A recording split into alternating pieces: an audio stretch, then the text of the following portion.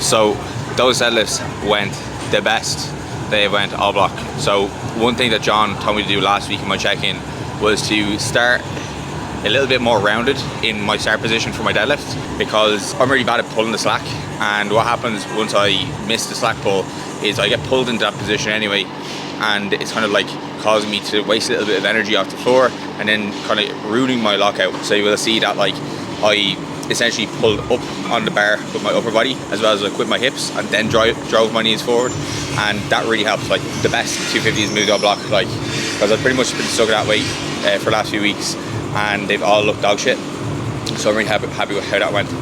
So now onto some close grip banded bench press. This is programmed because my lockout is so shitty on my bench press. It's where I always miss when I miss a bench. It's always about an inch away from lockout. So this has been going really well. I've been progressing this very nicely, pretty linearly. I started off with a relatively low weight, I suppose, but the RP was still relatively high because it was a new movement. Wasn't used to the lockout being as difficult as it was with that red mini band. So I'm going to get into these sets. This is going to be my second set now. Hopefully go up to 125 for my third.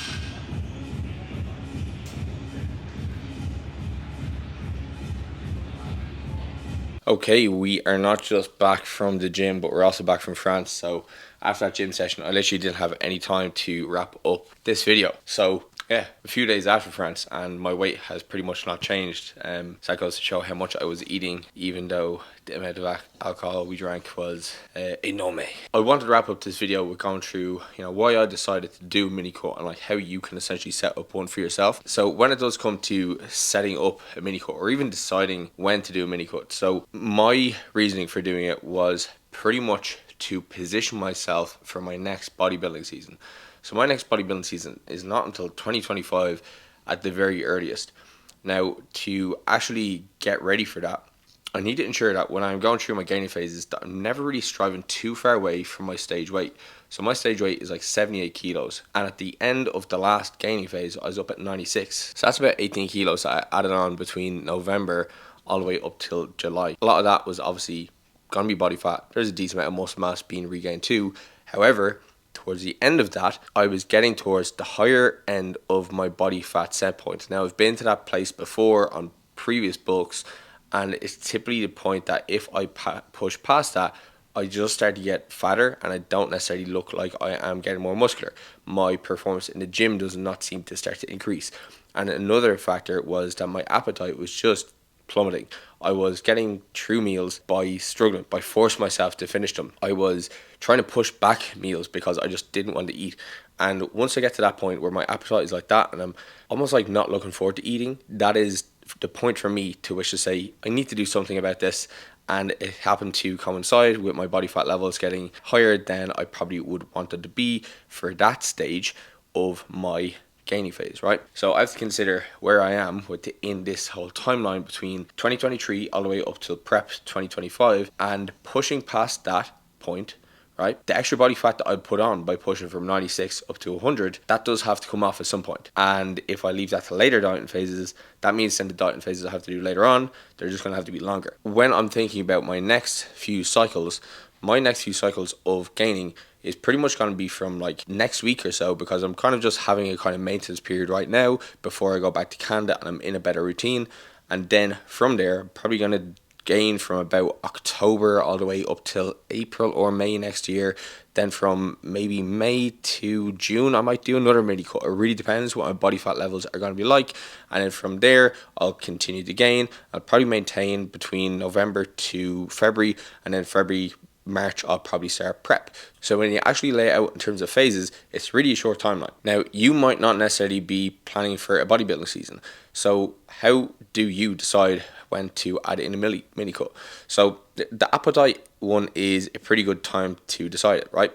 But then the other thing is, like, do you want to get an actual cut and get lean, or do you want to just continue gaining muscle and continue gaining strength without necessarily having to put yourself through an extended diet phase to get shredded? That's one of the benefits of a mini cut. It kind of buys you more time at gaining, but it just kind of sheds off any of that kind of extra fluff, right? Because body fat goes very, very quickly. You can shed a lot of body fat in a matter of weeks, but it takes ages to build muscle. Like, you need months, like ideally like 6 months or more should really be spent in a gaining phase.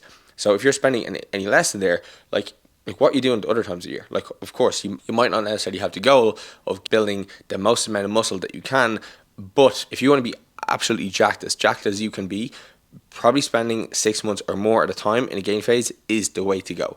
Now, when it does come to the dieting phase, when it does come to the mini cut, you want to have this to be short in length. So anywhere between like 3 weeks, like, could be the minimum, right? All the way up to 10 weeks. Anything past 10 weeks, I just call that like an extended diet. And of course, 9 weeks is just kind of like this no man's land that like nobody does. So between 3 to 8 weeks is the length of time that you should set yourself. And then from there, it's a good idea to say, okay, this is the kind of body weight I want to get down to. That's productive body weight. I'm still strong. My appetite is good, but I don't necessarily start to feel the negative effects of dieting. So for me, I always feel fantastic around the kind of 89 to 90 kilo mark. So that was my kind of sight. So from there, I decided, okay, I'm giving myself 6 to 7 weeks to drop from 96 kilos down to 90. So that means I'm going to try to drop about 1 kilogram per week. So you can do the exact same. Where are you right now? Where's the target that you want to get towards? That, again, you still perform quite well. Your appetite is good. And you're not absolutely shredded to the bone, but you are kind of getting to the point where you're probably going to be leanish. So then you know how much you need to lose per week. Once you know how much you need to lose per week, you can set the calorie deficit. Now, I wouldn't advise losing any less than around 1% of your body weight per week. If you are losing less than 1% of your body weight per week, it's probably too slow. I'd probably aim between the 1 to 2% of your body weight per week. And obviously, the fatter you are, the more aggressive you can go. If you're looking to calculate the calories that you need to actually lose that amount of body fat, a very easy way to do it is 1 kilogram of body fat is around 7,700 calories. So if you want to lose 1 kilogram per week, you need to accumulate that deficit every single day across the week. So that means every single day, you need an 1,100 calorie deficit. So if you're on 3,000 calories as a maintenance, you need to go down to something like 1,900. Now, obviously, they are nice round figures, and maybe a kilogram is not 1% of your body weight, because if you are, then that means you're 100 kilos. So probably getting down to 1,900 calories consistently is probably going to be pretty tough.